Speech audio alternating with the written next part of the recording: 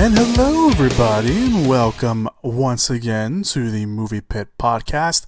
I am your host, Christian. Thank you very much for joining me on the podcast this week. It is, of course, Friday the 13th. So hello everybody, welcome back to the Movie Pit Podcast. If you've never listened to this show before, well, right here on the Movie Pit Podcast is where we take all the big noteworthy news items of the week and we wrap it up in one little nice, tight little podcast for you guys. And we talk, of course, about the movie trailers that dropped this week. We'll also talk about the movies that are out in theaters for all your viewing pleasures. And then everything in between. So that's what we're going to talk about. And this week is no different. It was a little lightish news week this week. We do have some big movie news to get to this week. But for the most part, it's going to be kind of a light week this week.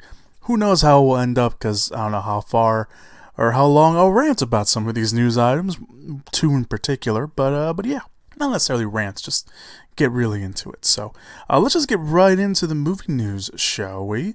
The first movie news item is of course all the movie. These first two news items were news items that came out after the podcast went up last week, as we always do that on the podcast. The first one is very quick. Luc Besson has denied that Lucy 2 is happening. So last week in the podcast, we reported that Luc Besson was going to do a Lucy 2, the movie he did with Scarlett Johansson, and this was somewhat of a result because of Valerian and the City of a Thousand Planets not doing so on the box office.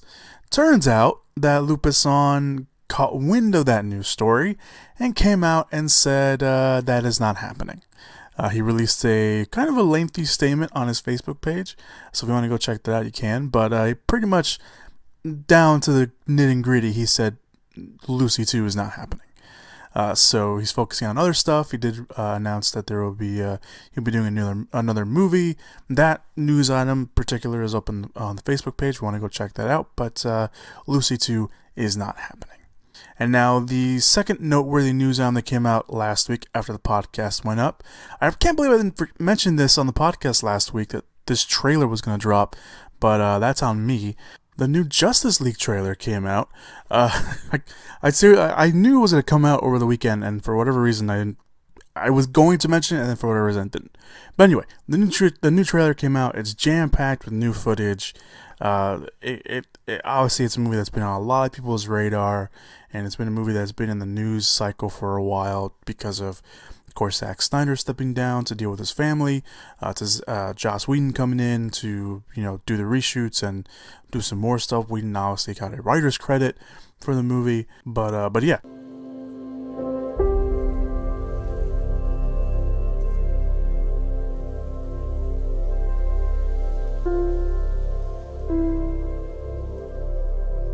I'll take that as a yes. What? The ring.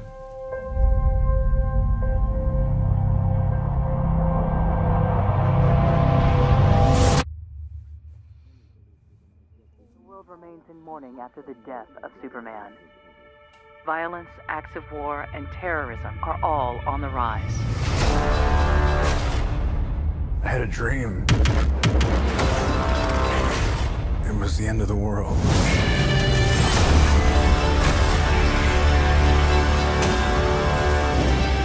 Invasion.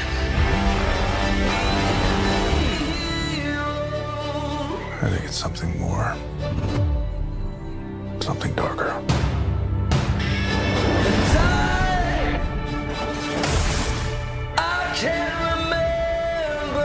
We're asking people we don't know to risk their lives. Strong man is strongest alone. You ever heard that? That's not a saying. That's the opposite of what the saying is.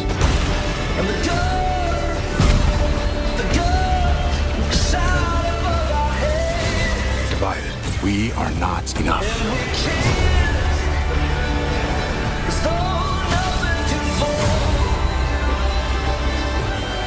The world needs Superman.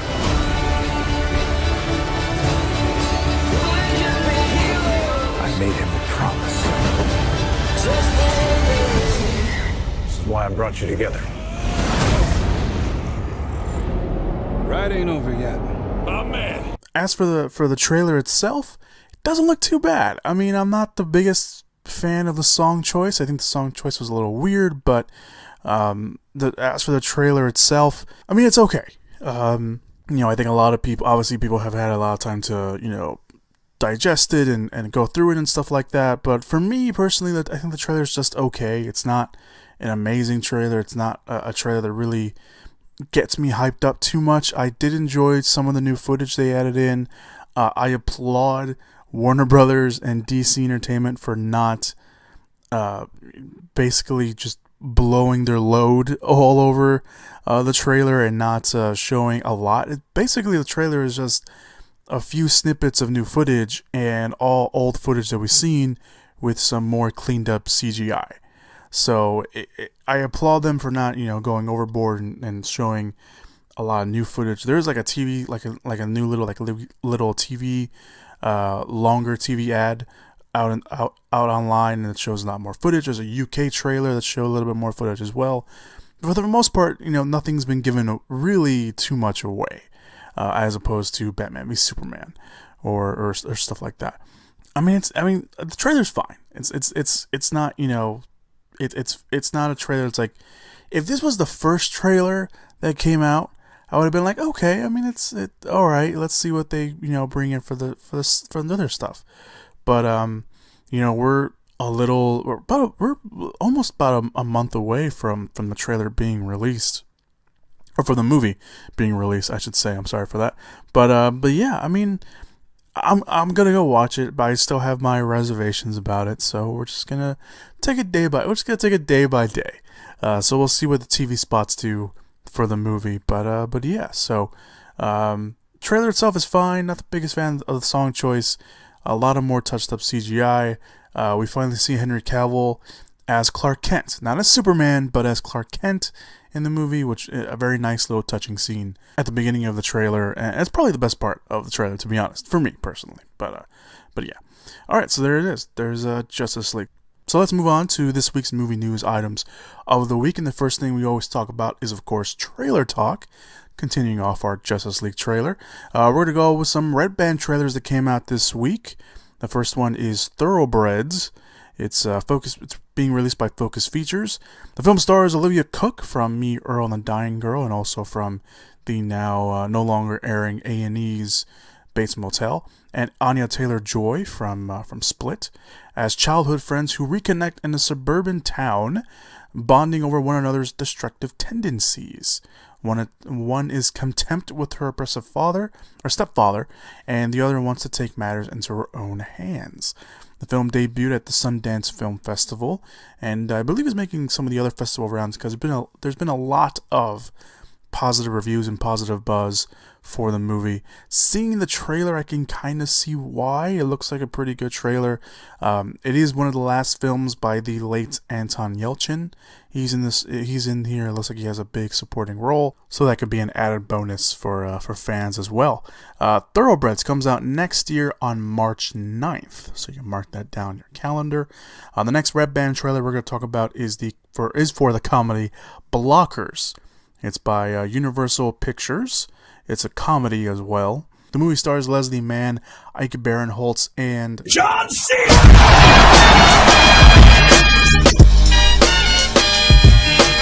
as a trio of parents who spend prom night trying to stop their teenagers from having sex. So I didn't even know about this movie, to be honest. I didn't know about the movie, and after seeing the trailer, I'm kind of liking it. It's a Red Band trailer, so obviously they show a lot more of the raunchy kind of stuff, especially at the end. But the trio of Mann, Barinholtz, and Cena is actually pretty cool to watch. And having John Cena kind of play like this kind of straight man, kind of dad, and he's very funny in the trailer. So it's nice to see Cena, being a wrestling fan and still watching it and knowing, where his career is gone and stuff like that. But it's nice to see him in the trailer kind of being like this kind of almost goofy dad. He has that line about not chest bumping his daughter anymore because he can feel her breasts, which is kind of funny. But yeah, I mean, I didn't know anything about this movie, and now that the trailer's out and seeing it, I'm kind of digging it. I'm not gonna lie.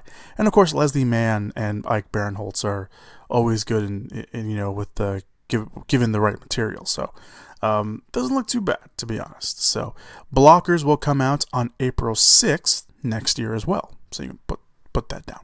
Alright, so the next trailer we're going to talk about is the first trailer for the X-Men spin-off film, New Mutants. I'm gonna ask you a series of questions. I want you to respond truthfully. Have you ever hurt someone? Yes.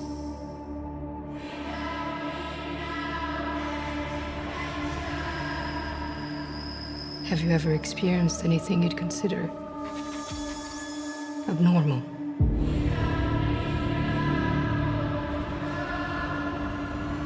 Yes. Last question. Do you know what mutants are?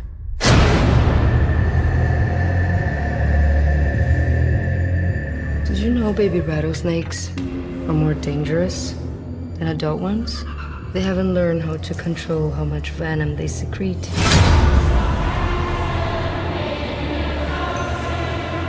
All of you are dangerous. That's why you're here. 20th Century Fox released the first trailer for their upcoming X-Men spin-off, which is now officially titled The New Mutants. I think it was originally called New Mutants, but now they're calling it The New Mutants. It is directed and co-written by Josh Boone, and takes place in a secret facility where young mutants are housed who are just learning to use their powers and are the subject of certain experiments. So a lot of people, this is a project that a lot of people have been talking about. For one, because they're excited about what this could be, and on the other hand, people are kind of not necessarily against the idea of a New Mutants movie. I think they're probably against the approach. It has been said many times especially by Josh Boone, that the movie was going to take a somewhat horror-esque approach. And if you look at the trailer, it definitely looks and feels like a horror movie. In fact, I was very surprised by the trailer, the fact that they went they went that far into the horror realm. I was not expecting it to go that far. I heard like I said, Josh Boone had said that this was going to be kind of a horror movie. I didn't expect it to be kind of like almost a really full blown horror movie, almost like there's someone that yells in the trailer, a haunted house movie. That's kind of what it feels like, almost like an asylum as well. So it's definitely a very interesting approach. I somewhat applaud Fox for embracing this kind of different approach to the New Mutants. I know a lot of people are going to be against it. I know a lot of people don't like the fact that it's going to take a horror approach, but I like the fact that Fox is doing this. I like the fact that they have the courage and the balls pretty much to be like, hey, we're not going to make another team-up movie because we have those with the X-Men movies. We're going to take these spin-offs and we're going to make them different. We're going to make Deadpool a rated R movie. And for kind of all intent and purposes, Deadpool was kind of almost a weirdly pseudo kind of romance movie. And why not, have New Mutants be at the other side of the spectrum of the genre with horror? I kind of like it. I was surprised with the trailer. I like the cast. The cast is great. I'm really digging this trailer. I know there's going to be a lot of people out there who are very divided, whether they know about the New Mutants or not. But from what I've seen so far, from who's involved, I'm very much on board with this movie. And I was kind of, on the fence a little bit. I like the idea that they were going to go horror, but seeing it full blown in the trailer, I dig it. I really do.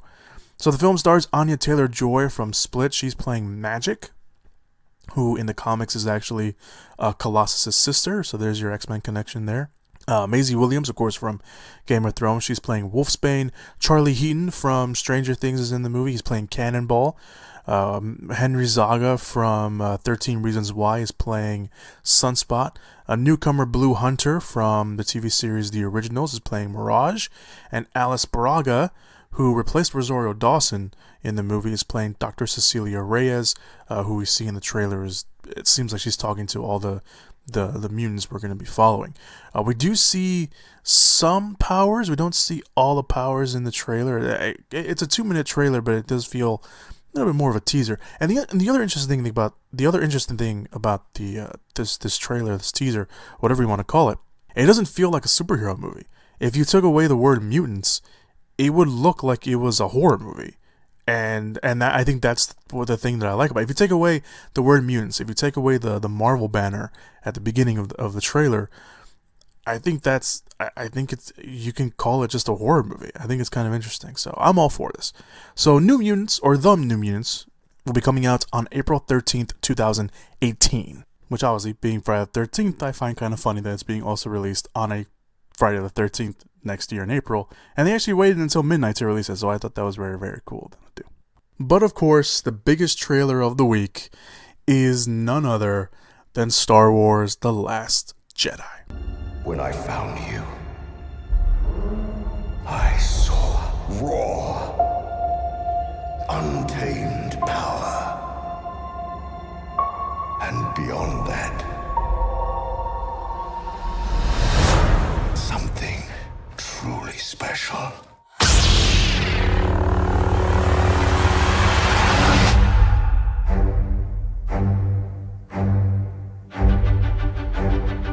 Something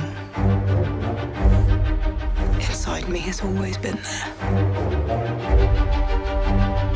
But now it's awake. And I need help.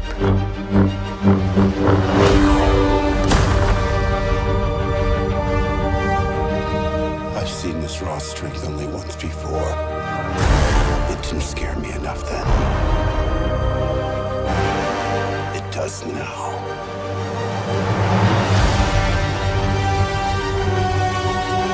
Let the past die.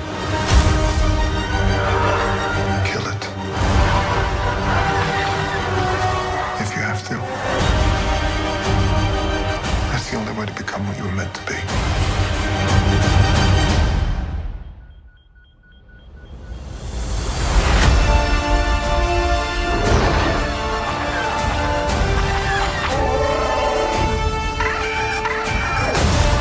We are the spark that'll light the fire that'll burn the First Order down. Come on! This is not going to go the way you think. Fulfill your destiny. I need someone to show me my place in all this.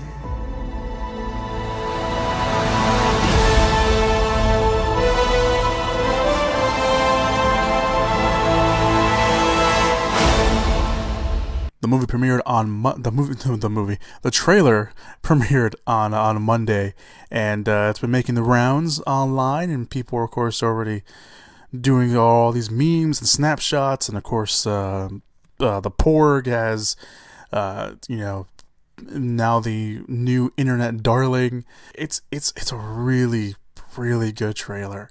I watched it. I've had to watch it at least 3 times now, probably 4.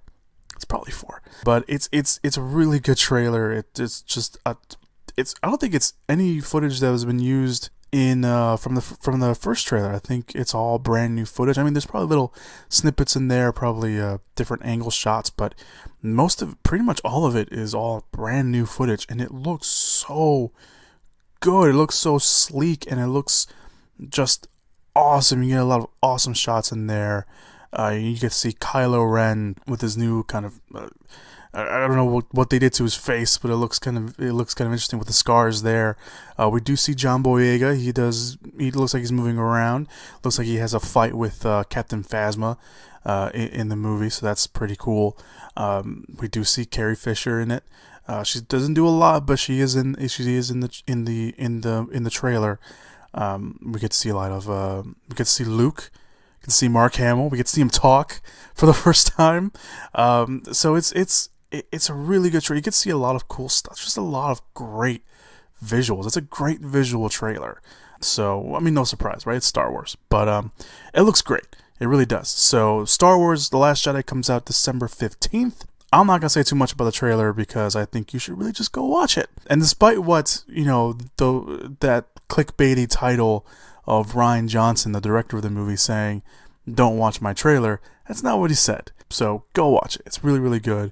The ending of the trailer, got a lot of people talking, and I don't think that's how that scene actually plays out, but we'll see. We'll see. So, there you go. Okay. Of course, as always, the links to the trailers are all down below in the description / show notes area, if you want to go check those out. Alright, so let's get to this week's news items. Like I mentioned, it was a kind of a slow week, little tidbits here and there, so if the movie news items feel kind of low, or just not all that eye-popping to you guys, it's because there's been a lot of big movie news updates this week. So the first movie news item we're going to talk about is John Carpenter gave us a little updates again on Halloween. So the new Halloween update comes from the man himself, like I just mentioned, John Carpenter. It's been speculated for a while, though, that the new Halloween film will be that's being directed by David Gordon Green and co-written by him and Danny McBride would pick up after the events of the first two films, the first two Halloween movies, ignoring the rest of the films in the franchise. However, later, it was kind of hinted by McBride, who did say that it was going to be a full-blown horror movie, despite his name being attached, that it would also maybe ignore the events of Halloween 2, since he didn't like the fact that the writers of the movie, Carpenter, of course, had already given up control of the franchise, so after the first film, made Laurie Strode, played by Jamie Lee Curtis in that movie, and Michael Myers were siblings. He didn't like the idea that the two were siblings, and now comes word that that could now really be the case again, because speaking with Stereo Gum, John Carpenter said this: "I don't know how to describe it. It's almost an alternate reality. It picks up after the first one, and it pretends that none of the others were made. It's going to be fun. That's a really talented director, and it was well written. I'm impressed." So it looks like this new Halloween movie will now pick up after the first one. If you haven't seen it by now, it's probably kind of dumb, but well, not dumb, but I'm not gonna say you're dumb, because maybe horror is not your thing. But if you remember, so I guess, I don't know, slight spoiler warning, I guess, for a movie that's like 20 years old, probably older than that. At the end of the movie, you see Laurie shooting. You see Dr. Loomis shooting Michael Myers off the balcony of the second floor, and then when he goes to see the body's gone. So that's how the first movie ended. This massive cliffhanger that you don't know what's going on, and then part 2 comes along, and it takes place mostly in a hospital with Laurie Strode finding out that she is Michael Myers' sister. So the first movie ends like that, and I guess they're going to take it off from there. So it looks like Laurie Strode and Michael Myers will have no family connection in this movie, and Michael Myers is going to be this crazy guy that just went off and started killing people. So that's going to be kind of interesting to see how they take that. Carpenter will be an executive producer on the movie. He's also said that he wants to provide the score for the film, but there is no confirmation on that. Halloween is also being done by Blumhouse Productions, who have done, of course, all the Purge movies and Get Out. So they're going to start filming soon, because Halloween will open next year on October 19th. So we can look forward to that. No real casting updates. Of course, Jamie Lee Curtis is going to come back, and Judy Greer is in talks to star as her daughter in the movie. But other than that, no other big casting updates have been announced just yet. Although I can assume that probably we'll be hearing a little bit more about that as time goes by. So let's move on to the next little horror-esque story. Dean Israelite, the director of The Power Rangers, which came out earlier this year, has signed on to direct a supernatural family adventure film called Unexplained Phenomenon. Apparently, this is inspired by actual events. The movie will center on a family discovering a mysterious object that sends their life and home into upheaval. The family seeks the help of an expert and her teenage daughter who appear to have a connection with the object.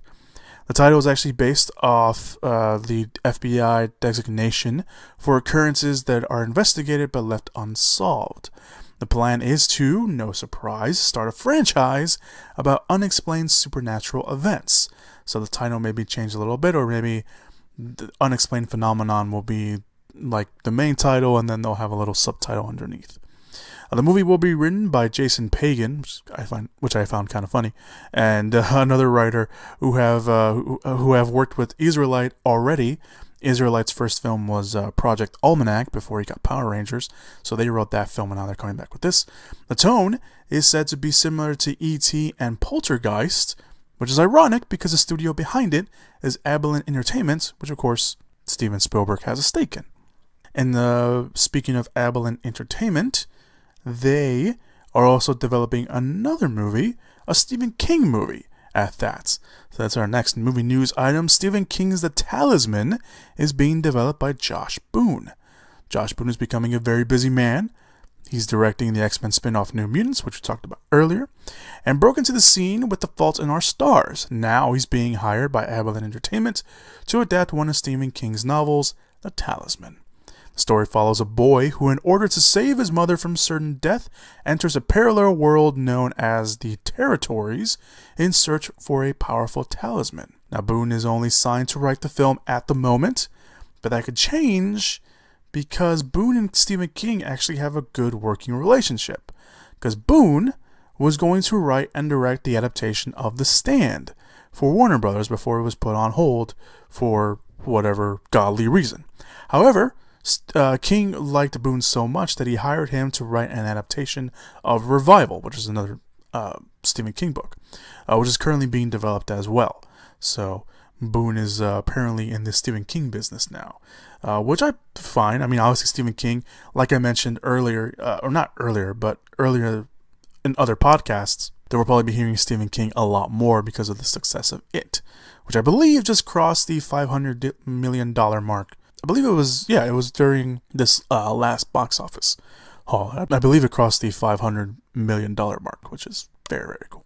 Alright, so let's move on to the next movie news item. Disney has shelved their Jack and the Beanstalk reimagining film called Gigantic. Disney Animation have been working on a reimagining of Jack and the Beanstalk for a while now. We haven't mentioned it too much here on the podcast because there hasn't really been too many updates on it. And the last thing that was reported on that I don't think we even mentioned here on the podcast, or maybe we did. I think we did. I think it was one of those brief news items we talked about. They moved the release date recently to 2020. But however, news this week dropped that Disney is actually pulling the plug on the project. So the movie would have followed Jack. It would have kept the Jack character befriending a female giant, and then of course going on their little adventure. It was going to be directed by Pixar's Inside Out co-writer Meg LaFarve. I keep pronouncing your last name wrong. I probably should learn how to say her name. And Nathan Greeno, who directed Tangled for the studio. And not only that, Frozen songwriters Robert Lopez and Christine Anderson Lopez were writing songs for the movie. So the reasoning for the shelving and being pulled from the schedule is apparently they hit a creative wall. So Walt Disney and Pixar Animation Studios president Ed Catmull said this, saying, quote, "It's impossible to know when we begin a project how the creative process will unfold, and sometimes, no matter how much we love an idea or how much heart goes into it, we find that it isn't working. With Gigantic, we've come to the point, and although it's a difficult decision, we are ending active development for now. We are focusing our energies on another project that has been in the works, which we'll be sharing more about soon, now set for Thanksgiving 2020. Now, no word yet on what exactly that project is. However, insiders on multiple outlets have said that it is an original film. So we don't know too much about that. In the meantime, Disney Animation does have some big projects coming out. Wreck-It Ralph 2 is coming out next year in November, and Frozen 2 is coming out in November of 2019. So don't feel sorry for Disney Animation because they canceled the project. They have a bunch of other stuff coming out. However, Gigantic is kind of a bit of a blow because, like I mentioned, they've been working on it for so long. And I remember reading about it for the first time. It was like a few years ago that they were thinking about doing this. So, yeah, it's a bit of a shame a little bit when something like that happens. But Disney will recover, obviously. Let's stick to the animated realm just a little bit because the Addams Family is coming back to the big screen in animated form, and it has a director. So the Addams Family is heading back to the big screen. MGM has just signed Conrad Vernon, who co-directed, I should say, the Sony Pictures animated R-rated film Sausage Party. Still can't say that without a straight face. He's going to direct the animated movie as well as produce the film as well. For those of you unfamiliar, because the Addams Family is before my time, before my time with anyone my age. The Addams Family follows a, let's just say, quirky family, although that's probably not the right word to use, but that's the word I'm going to go with. Family of Gomez and Morticia Addams, along with their children, Pugsy and Wednesday Addams. Also in their family are Uncle Fester, Grandmama, Cousin It, their very imposing butler Lurch, and the disembodied hand named Thing. The Addams Family started off as a kind of a single panel kind of gag cartoon in the New Yorker before it became a very popular TV series in the 1960s, and from there it became an animated show in the 70s, and since then it went on a little break, but it came back in the 90s with the movies that I think most of us probably know, the ones with Raul Julia, Angelica Houston, and a very young Christina Ricci playing Wednesday Addams.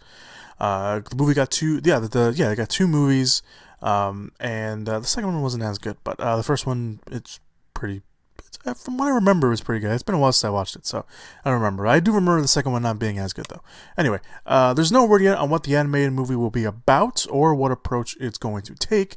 Just because Conrad Vernon, who directed Sausage Party, is attached, does not mean that they're going to make the Addams movie a rated R movie. So we don't know what approach they're going to take so far. But with a director in tow and a recently polished script that they have done, we might be talking about the Addams Family sooner rather than later. I don't know. I didn't know that they were. I think I kind of knew they were making an Addams Family movie. I just didn't know how they were going to do it. But now hearing about it, you know what? I'm not opposed to it. I'm really not. I think I'm kind of looking. I don't know why. I'm kind of looking forward to this. It's just a weird reason, but who knows? Maybe it's because it's Friday the 13th. I don't know. All right, so let's move on to the next movie news item. Taika Waititi has talked about his plans if in all caps, if he directs the live-action adaptation of Akira. Now, obviously, Taika Waititi is currently enjoying the buzz around Thor Ragnarok, which has been getting nothing but positive buzz. And while he has another film lined up to direct, reports came out that Waititi was in talks to direct the long in the works, and I do mean long in the works, live-action adaptation of Akira. One project really picked up steam in 2009, and then the film came close to filming twice before Warner Brothers officially pulled the plug at the last minute. So now with the movie's 30th anniversary coming up next year, it may finally actually happen, they could start filming. Maybe. So Waititi was talking with IGN when he was asked about Akira, and while he didn't confirm that he was directing the movie, he did confirm that he was in talks to direct. However, he did give some tidbits on what he would do if he ended up directing. For one, he said, which I'm sure would be reassuring to some weary fans, saying, quote, "I actually love the books, love the movie, but I would not remake the movie. I would do an adaptation of the books." So for those who don't know, Akira was a manga series before it was turned into the anime movie. In fact, I learned this, the anime is only half the story, and it isn't as fleshed out as the manga is. So apparently the anime is like just the first few books. It's 6 volumes, and I guess it's the first 3, and then the other 3 are as just to get a little bit more crazier, I still have not seen Akira, so I have no opinion on this, but it sounds, from what I heard and what I read, it sounded kind of cool. Anyway, the anime, so like I mentioned, the anime is only half the story, and it isn't as fleshed out as the manga is, but he has the plan, and the plan for Warner Brothers is to adapt all 6 volumes of the manga, but they still don't know if they would split it into 2 movies or make it into one jam-packed movie. So that is still probably one of the plans, and that will probably be one of the breaking points for anyone who comes in to direct. Finally, the recent trend of adapting foreign properties, like Ghost in the Shell, and casting white actors in these roles were brought up, and he said this, which is probably very hopeful and potential crowd-pleasing answer, saying that he would cast saying this, in terms of casting, quote, Asian teenagers would be the way to do it for me, and probably not like No Name, I mean sort of unfounded, untapped talent. Yeah, I'd probably want to take it back more toward the books. So he's basically saying that if he does end up doing Akira, that he's going to hire Asian actors, and he's going to hire actors that no one has probably ever heard of, so big unknown relatives, unknown people and relatively unknown people for the studio, which is a very interesting take and probably a very big risk, because going a little bit back to the whitewashing controversy with Ghost in the Shell, which we talked about on the show many times when that movie was coming out, and after the movie came out, it's hard to sell a movie to a property like this where not everyone knows what it is. Not everyone knows Akira. Not everyone knows a story. Not everyone probably knows that there's a manga or that there's an animated movie out there for them to watch. When it comes to Akira, not everyone knows the story. So it'd be easier probably to sell the movie to, let's say a certain group of people who, again, have never heard of Akira, don't know anything about it, to have someone who they can relate to, which unfortunately sometimes is only a white person. So very slippery slope, but the fact that Waititi wants to go that route of keeping it very close to the source material and hiring Asian people would probably be the best, is probably the best way to go. But we'll see. Again, he's not officially signed on. He does have some other stuff lined up. I think he has 2 projects lined up before doing Akira, so it'll probably be a while before we hear anything, and probably be a little bit of a while before he officially signs on. Waititi's not, he's done a few films under his belt now, but I think he's one of those directors that takes one project at a time before he starts doing other stuff. At least that's what it seems like. So we'll see. If Waititi does sign on, I think that'd be pretty cool. So we're in the waiting game again for Akira, but we'll see. Alright, moving on to the next movie news item. Sylvester Stallone is set to direct Creed 2. After some slight rumors of it happening, it's now official. Sylvester Stallone will direct Creed 2. Stallone will also produce the film. He's already written the script, and he will probably star in the film as well, of course, reprising his role as Rocky Balboa. Stallone has been posting a lot of pictures from the old Rocky movies up on his Instagram, suggesting that he was always going to be more involved in the story. But even a potential storyline where Adonis Creed, who will be, of course, played once again by Michael B. Jordan, facing off against Ivan Drago's son. Who, of course, Ivan Drago was played by Dolph Lundgren in the original movies, and the character of Ivan Drago actually ends up killing Adonis' father Apollo in the ring in the original films. It's not a spoiler because those movies are older than the Halloween movie we just talked about not so long ago. So if you didn't know that by now and you watch Creed, it was even mentioned in Creed, so there is that. So not spoiler. Anyway, this isn't the first time that, of course, Stallone has directed a Rocky-centric film. In fact, he's directed almost all of the Rocky movies, with the exception of the first one and Rocky V, which were directed by the late director John G. Avildsen. I think pronounced his last name right. I could be wrong. That'd be kind of a shame because he's actually a local boy. He's actually a local Chicagoan, so that's kind of cool. He also directed the Karate Kid movies and Lean on Me as well. So the last film that Stallone directed was the first Expendables movie, and the only movie that he has lined up to direct on his docket at the moment is an adaptation of Marcus Brotherton and Travis Mills' biography Tough as They Come, which has Adam Driver set to star. But Creed 2 will start production next year, so it looks like he's going to direct Creed 2, and then he's going to direct Tough as They Come later on. This is kind of cool. I mean, it's not groundbreaking news that he's going to direct another Rocky movie, but the fact that he's going to be stepping behind the camera for this one is kind of cool. It is kind of cool. It's a nice little trend that, he's not directing the first movie, but he's going to direct the second movie. I kind of like that. I think that's kind of cool. So, Sylvester Stallone in Creed 2 directing it. And it's finally happened after last week when it was announced that Gore Verbinski was in talks to direct the X-Men spin-off Gambit. It looks like that's finally official because Gambit now has a release date. Yes! Yes! Yes!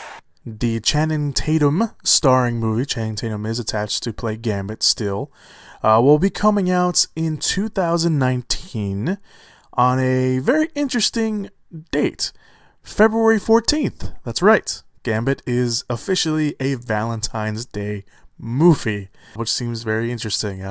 Maybe that's a way of knowing what the movie is going to be about. Maybe I don't know. So anyway, Gore Verbinski last week had entered talks to join the project, so it looks like the talks have maybe gone very well.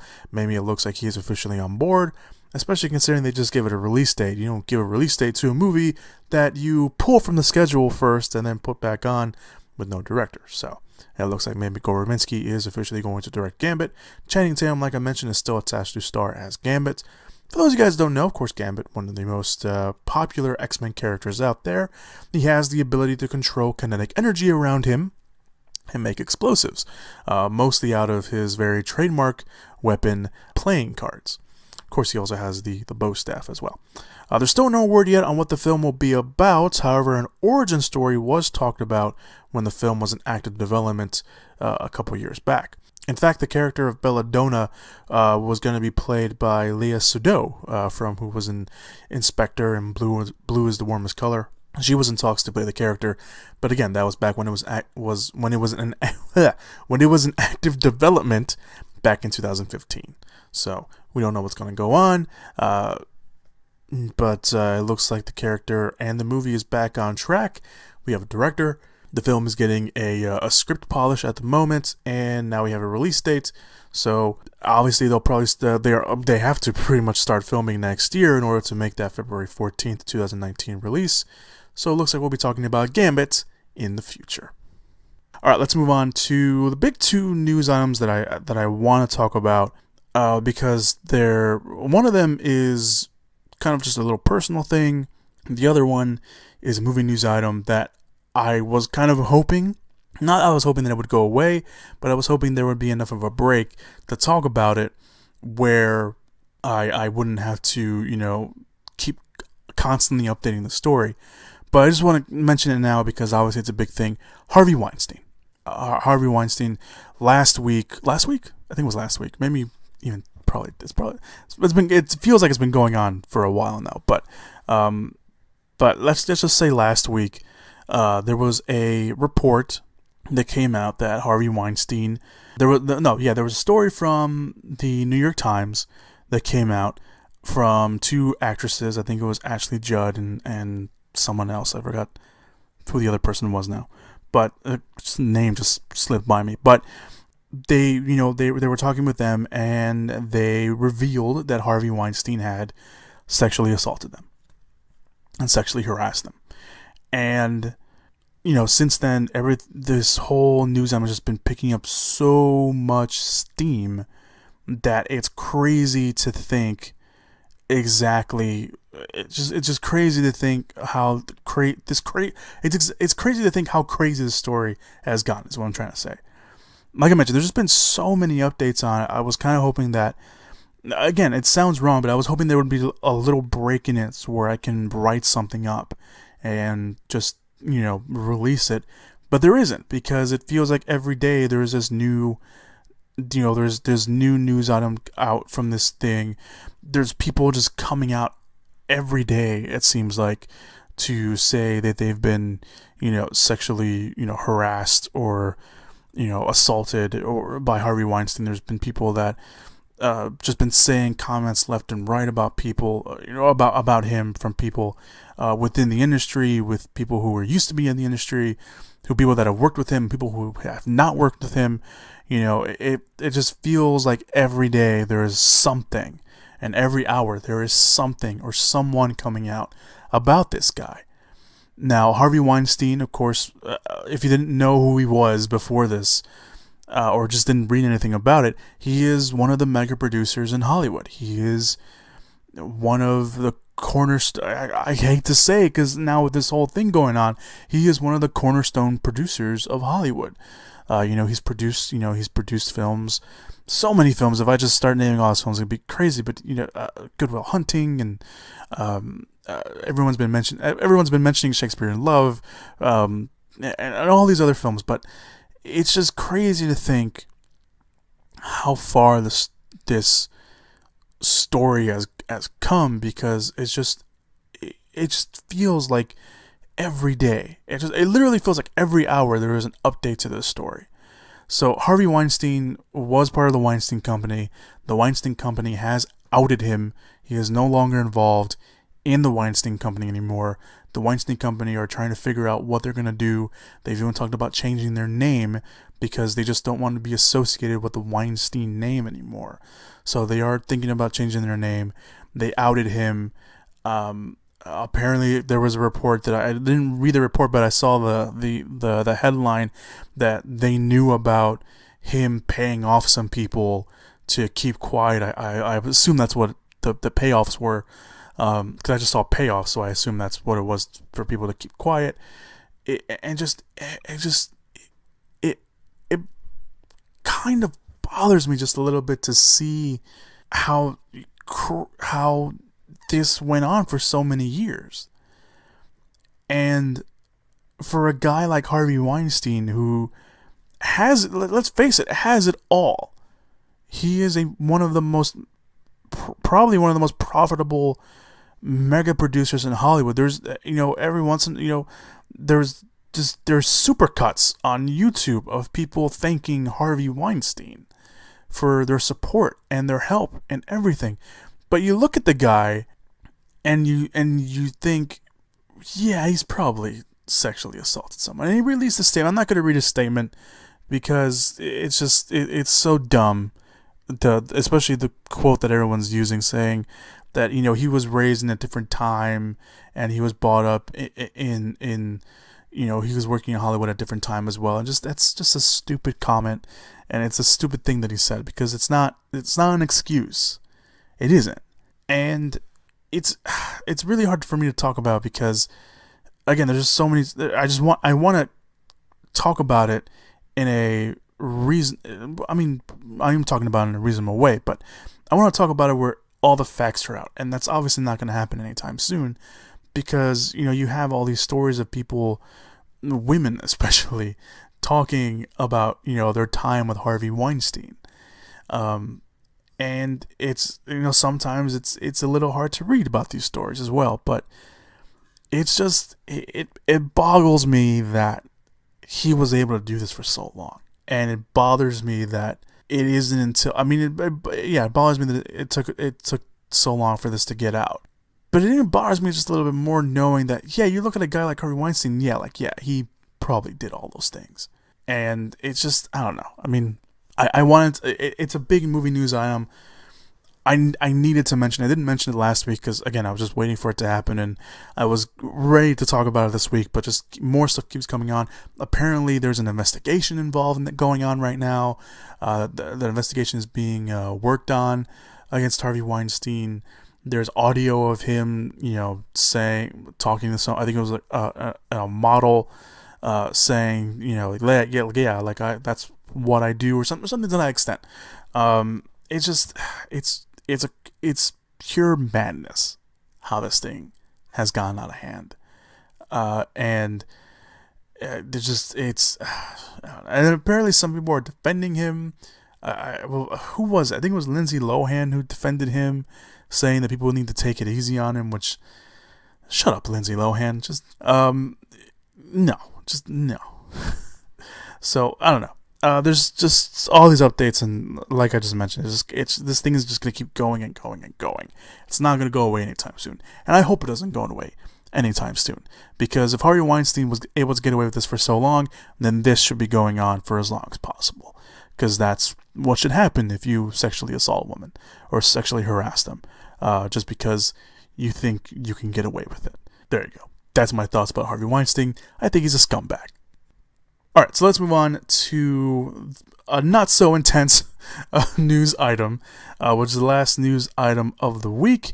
Martin Scorsese has talked, or did a little essay, a guest essay column, talking about Rotten Tomatoes and the box office obsession.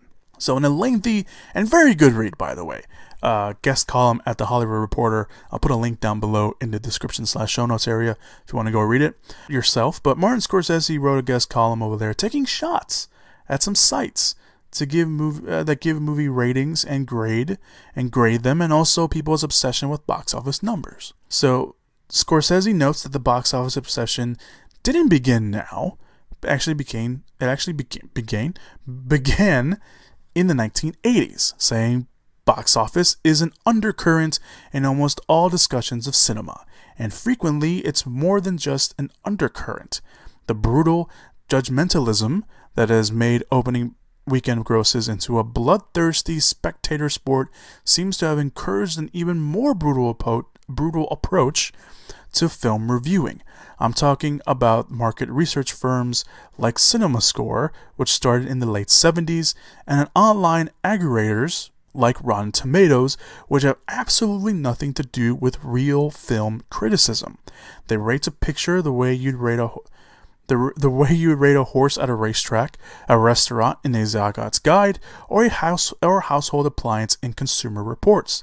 They have everything to do with the movie. They have everything to do with the movie business, and absolutely nothing to do with either the creation or the intelligent viewing of film. The filmmaker is reduced to a content malefactioner, and the viewer is an unadventurous consumer. But I'm going to go over the whole thing, but I just want to read his quotes here. But the box office is just the beginning, because this is where Scorsese takes aim directly he takes his aim directly at Rotten Tomatoes, saying these firms and aggregators have set a tone that is hostile to serious filmmakers. Even the actual name Rotten Tomatoes is insulting. And as film criticisms were written by passionately enraged people with actual knowledge of film history has gradually faded from the scene, it seems like there are more and more voices out there enraged in pure judgmentalism. People who seem to take pleasure in seeing films and filmmakers rejected, dismissed, and in some cases ripped to shreds, not unlike the increasingly desperate and bloodthirsty crowd near the end of Darren Aronofsky's Mother. In fact, Scorsese was inspired to write the essay after seeing Mother, and actually wrote this little tidbit saying, "After I had the chance to see Mother, I was even more disturbed by this rush to judgment, and that's why I wanted to share my thoughts. People seem to be out for blood simply because the film couldn't be easily defined or interpreted or reduced to a two-word description. Is it a horror movie, a dark comedy, or a biblical allegory, or a cautionary fable about moral and environmental devastation? Maybe a little of all of the above, but certainly not just any one of these neat categories." And he did go on to praise Mother a little bit after that little segment as well. And like I mentioned, there's a lot more stuff there, so if you want to go check out his little guest column, you should. Like I mentioned, I put a link down below in the description/show notes area if you want to go give that a read, and I highly recommend you go give that a read. I am all over this essay. I loved reading it. I think I read it a few times now, and I agree with him. I do. I've mentioned on this podcast that I am not the biggest fan of Rotten Tomatoes. I don't think Rotten Tomatoes, or even I don't really check CinemaScore, and that's one of the other One of the other ones, they give grades and stuff like that. But for this argument, let's just say Rotten Tomatoes, because that's the one he kind of mentions the most. I don't think Rotten Tomatoes is the definite and defiant stamp of approval for you to go watch a movie. If you wanted to go watch a movie, go watch it. Even if people are shitting all over it, it's your opinion that matters on that movie. I go watch movies I know are probably not going to be good, and I know are going to suck, and probably have rotten scores, but seeing that score isn't going to change my opinion or stop me from watching a movie, and it shouldn't for you either. And I believe this has become kind of like the second little tagline for our movie, or for our podcast, and little saying here: what's the worst that can happen? You watch a shitty movie. Big deal. And then you'll have something to talk about with your buddies and have, have a connection with. Now, that's not to say that if you take Rotten Tomatoes into your account, or CinemaScore, for this matter as well, into account in your movie watching, then, you're dumb or something like that. No, if Rotten Tomatoes or CinemaScore, it helps you out in deciding, maybe I should go watch the movie, maybe I shouldn't, that's fine. But don't let that be the defining factor in you watching your movie. Don't let that be the main source of deciding if you should go watch a movie or not. Because there are movies out there that have rotten, I use that in air quotes, scores out there that are actually pretty fun, that are actually really enjoyable. And, I took a little glance at some movies that have some rotten scores. And you know what? Some of those movies, a handful of those movies, I actually really like and enjoy, and I consider some of my favorite movies. So don't take that into account. And Rotten Tomatoes has obviously been, this is the first time someone has taken a crack at Rotten Tomatoes. The whole DCEU thing that came up, we talked about that on the podcast. When the Suicide Squad rating came out, there was petitions to get Rotten Tomatoes taken down, or to change the way that everything worked over there, because people didn't like the fact that all the DCEU movies, of course up until Wonder Woman, were being rated very low in the scoring. That's just one real big example of that, of course. So, yeah, I'm not the biggest fan of Rotten Tomatoes. I've never been the biggest fan of Rotten Tomatoes. Every now and again, I do see myself checking the Rotten Tomatoes score, and a lot especially on my phone, because I have Flickster on my phone for movie showtimes, and Flickster, is part of Rotten Tomatoes now. So the score is there during the showtime, so I get to see the score for a movie. But that's not going to decide whether or not I go watch a movie or not. It's not. It's dumb, because I'm going to go watch a movie not because of a Rotten Tomatoes score. I'm going to go watch a movie because of who's in it, who directed it, if it looks good from the trailers. And yes, trailers are meant to deceive you, so sometimes there will be a really good trailer for a really shitty movie. Sometimes there are shitty trailers and not very good trailers for some very good movies as well. So, don't take Rotten Tomatoes or CinemaScore for that matter into your opinion. If that's the only reason you go watch movies, if that is your main source of being like, well, it has a higher, it has a 60% or higher than a 60% rating on Rotten Tomatoes, I'm going to go watch it. That's really dumb. I'm sorry, but that's dumb. Now, when it comes to the box office side of his argument, absolutely no one outside of a studio boardroom or a director who probably gets a cut of the box office cares about how much money a movie makes its opening weekend or its entire theater run. Be honest with yourself. Do you really care how much money a movie makes? No. Because I don't, because I have no investment in that movie. My, however, $10 or whatever goes toward that box office run, but that's it. I have no investment. I have no, nothing in that movie except that I paid to go watch it, and that's it. Now, sometimes we might care because if a specific movie does well, then maybe it could get a sequel. Most of the time, probably not.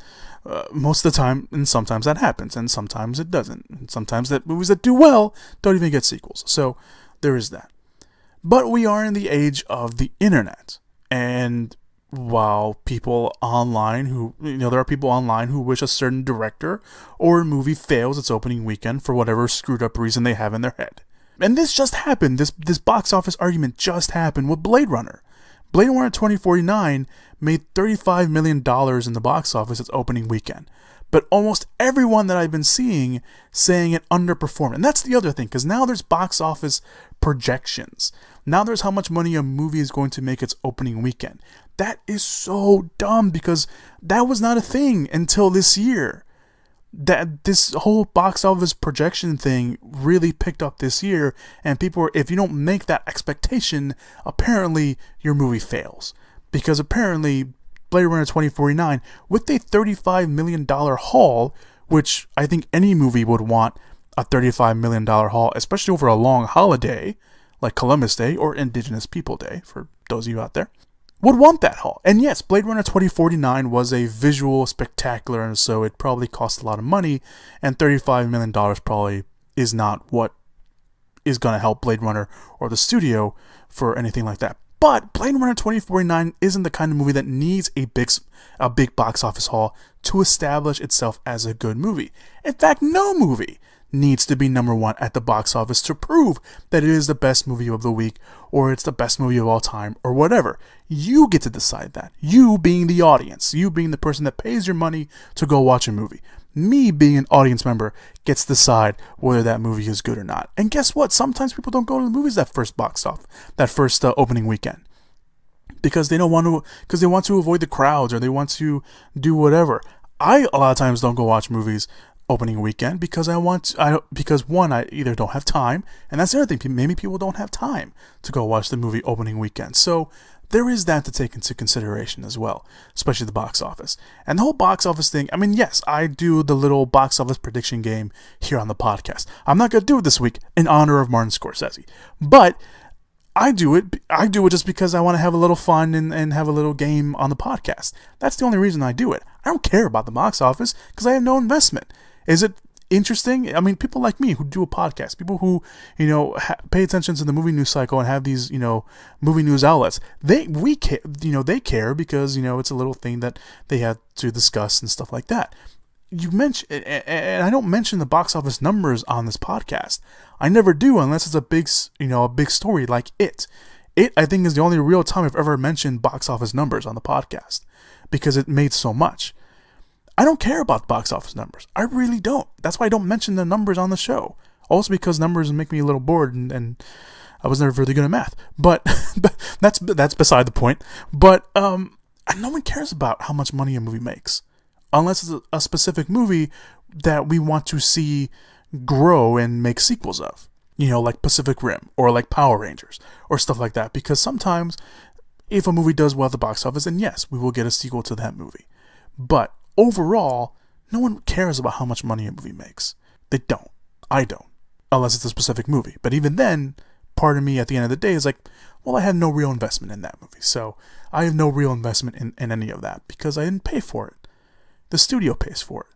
That's just me. That's one side of the argument for me. So yeah. I got a little bit more worked up than I thought I did. So, yeah. That's those are your news items for the week. That's it. Those are your news items for the week this week. Like I mentioned, the Martin Scorsese essay and guest column at The Hollywood Reporter is down below in the description/show notes area. You want to go check that out. Also, while you're down there, go check out all the links as well, and the links to the other stuff like my Twitter and my Instagram. I did make a Twitter page for the podcast. I finally made a Twitter for the podcast. That link will also be down there. I have not been updating as much as I should, but I would really appreciate it if you guys also give me a follow over there as well. And my WordPress account is down there for my spoiler-free written reviews. There'll be some spoiler-free written reviews written this week for The Foreigner and Happy Death Day, and I'll talk about those right now in this week's releases. But yeah, go check out all the other stuff. And of course, go like the Facebook page, facebook.com/moviepit. Link is also down there as well. Talking too fast now. So you guys can go get a preview of the podcast and all the movie news items that came out this week. Sometimes movie news items are up there that don't talk about in the podcast. And sometimes, maybe, very, very frequent, very rarely, vice versa. But yeah. All right, let's get to this week's releases, shall we? Let's do it. All right, so we got a couple limited releases. Yes, two limited releases for you guys. The first one is Breathe. It is the directorial debut of Andy Serkis, which is very, very cool. And it is an inspiring true love story of Robin and Diana Cavendish, an adventurous couple who refuse to give up in the face of devastating disease. The film stars Andrew Garfield, Claire Foy, Diana Rigg, and Hugh Bonneville. The movie doesn't look too bad. It looks like a very powerful drama. I believe, I can't remember I think it's polio. I think that's the disease that Robin, played by Andrew Garfield, has in the movie, and that he had in real life, because it's based off a true story. So it looks pretty good. I think some early reviews say that the movie was very good and that Andy Serkis did a pretty good job at his directorial debut. But obviously it's getting a limited release, so just be aware of that if you want to go check that out. The next limited release this week is Goodbye Christopher Robin, a behind-the-scenes look at the life of author A.A. Milner and the creation of Winnie the Pooh, stories inspired by his son. The film stars Domhnall Gleeson as A.A., Margot Robbie, Kelly MacDonald, Phoebe Waller-Bridge, and Alex Lawther, since I say his last name. This looks pretty good too, and some of the early reviews that have been coming out so far have been very kind to it.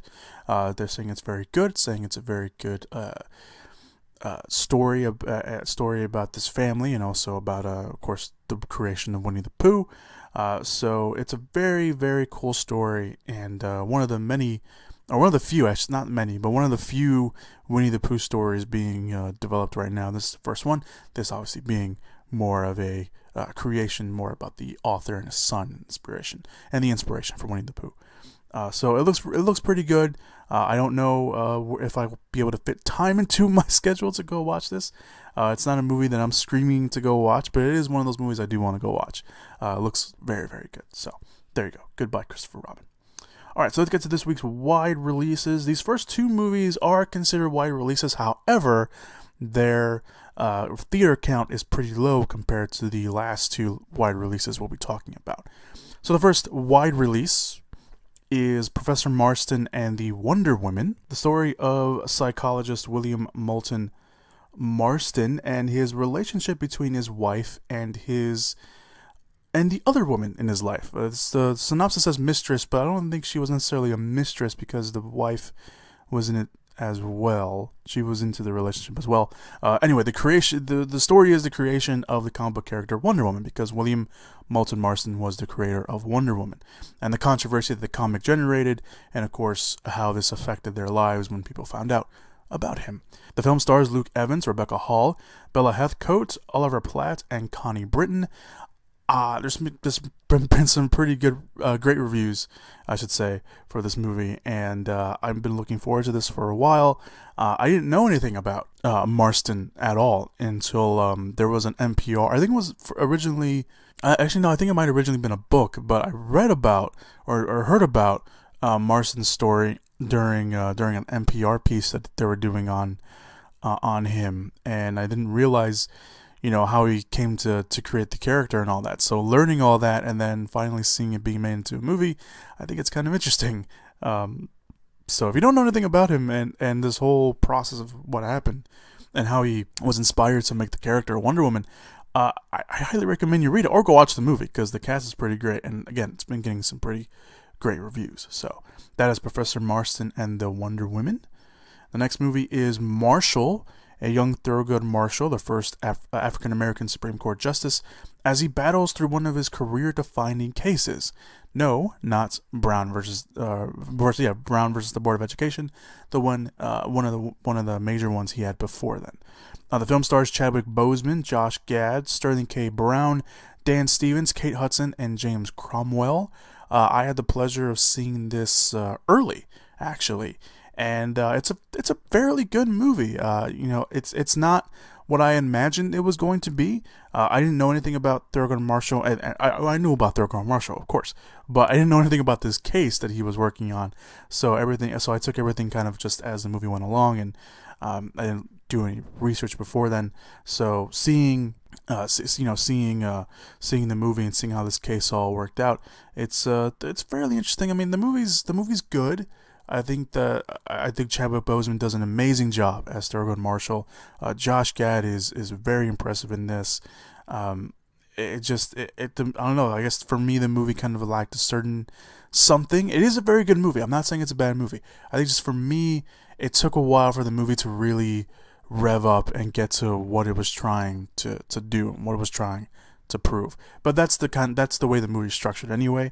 I just think for me, before that, there usually is some, stuff to really cling on to. And it's a good movie, don't get me wrong. I think just for me personally, it's not one of those movies that I'm like, yeah, it's everyone go watch it. I do recommend you watch it. It's just one of those movies where it's just like, if you don't watch it, I don't think you're missing too much. I mean, if you watch it on TV, I think you'll be fine. But I liked it, but it just lacked a certain something for me. It is a very good movie, good performances all around. But Chadwick Boseman obviously being the highlight, along with Josh Gad as well.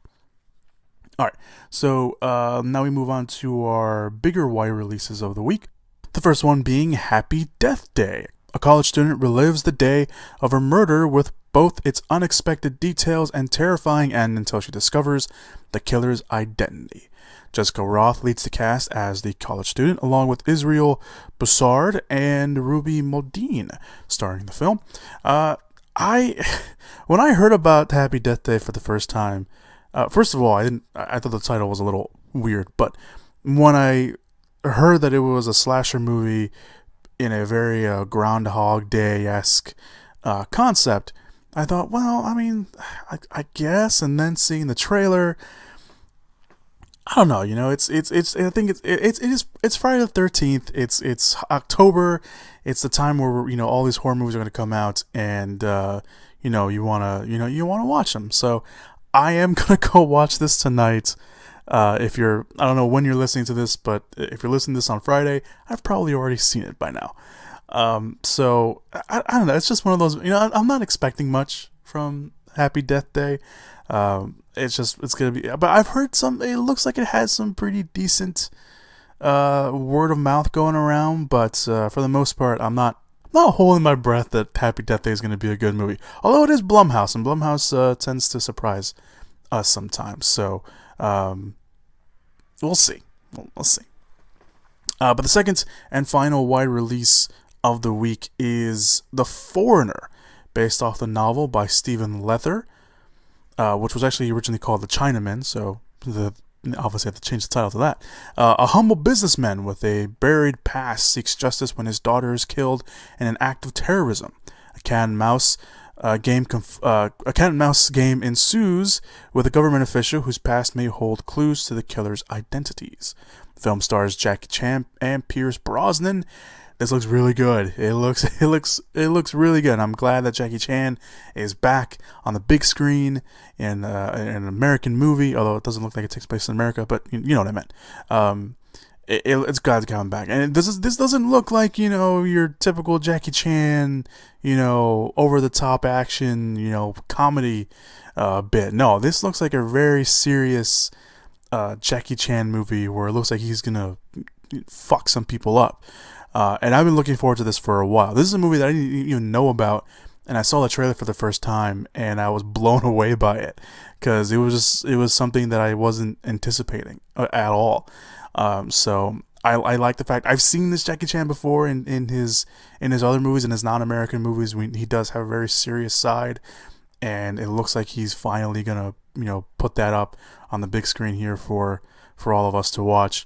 I'm really looking forward to this. I've been looking forward to this. I'm definitely gonna go see this weekend as well. Already have plans for it. Already bought my tickets for it. So I'm really looking forward to watching this as well. So those are your wide releases of the week. Your two real big wide releases, like I just mentioned, are The Foreigner and Happy Death Day. Your other wide releases, although their theater count is not as big as Happy Death Day or The Foreigner, are Professor Marston and the Wonder Woman and Marshall. And your limited releases of the week are Breathe and Goodbye Christopher Robin. So those are your wide releases. Like I mentioned earlier with my Martin Scorsese story, I'm not going to do any box office predictions in honor of that little story of his, a little essay of his that he did. I will mention though that I was very wrong at the box office. Well, I wasn't very wrong. I was wrong because I had a lot of movies out of order. So my picks last week were Blade Runner 2049, The Mountain Between Us, Kingsman: The Golden Circle, It, and I had a toss-up between My Little Pony and American Made at number 5. I think I may have locked down I did lock down My Little Pony for number 5. However, the box office was Blade Runner 2049 number 1, The Mountain Between Us at number 2. It jumped back up a spot to the number 3 position, with My Little Pony, the movie, coming out at number 4, and Kingsman: The Golden Circle rounded up the top 5 at number 5. So that was your box office last week. Like I mentioned, I'm not going to make any box office picks this week in honor of Martin Scorsese's essay. They'll be back next week. They will be back next week. Fun little game. I don't even know what I would pick this week, to be honest, because I think it's going to be a toss-up. However, I would have probably given the edge to Happy Death Day, because it is October, it is Friday the 13th. People want to go watch horror movies in October, so that's probably going to get the win. But yeah. Thank you guys so much for listening to the box office this week. I really appreciate the podcast this week. I really appreciate it. Although it just sounded like I didn't appreciate it, I did. I do. So thank you guys so much for listening to the podcast this week. I really appreciate it. Have a happy and safe, fun weekend. Have a happy Friday the 13th. And yeah. That's all I got for you guys. So be sure to check out all the links down below. I do want to mention, like I said, the Martin Scorsese essay that he did will be linked down below. However, there is another link down there. It's really cool. I heard it this morning. It is a cover of John Carpenter's iconic Halloween theme, and it is done by Atticus Ross and Trent Reznor. So that was pretty cool. They dropped that this morning.